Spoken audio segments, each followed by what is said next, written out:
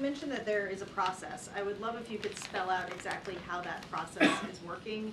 Is it in conjunction with the Justice Department, who at the White House is handling it? And then you could answer whether the Hunter one was inside or outside of that process, but let's start with the process. Well, no, I actually answered that question on Monday. The president made the decision on the pardon for Hunter Biden. The White House reached out to the Department of Justice because that has to be filed with the Department of Justice. It was the president's decision. There was no consultation with the Department of Justice. As you know, the president has the right to do this. So that was obviously a very separate process.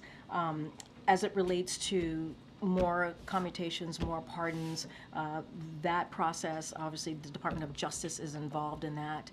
There's a review process, and so that's how we're going to move forward on making those types of decisions. And who at the White House is leading it up? Is it out of the counsel's office or is it chief of staff?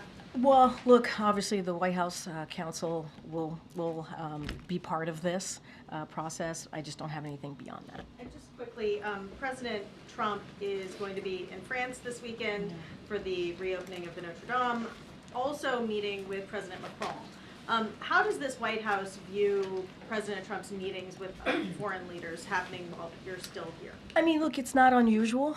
As you've heard us say before, you've heard the National Security Council say as well. I think Jake Sullivan, when he was asked this question, the President's National Security Advisor, made that same comment. It's not unusual for when there's a president-elect for heads of states, foreign leaders to want to have that conversation with the president-elect. So I'll just leave that there.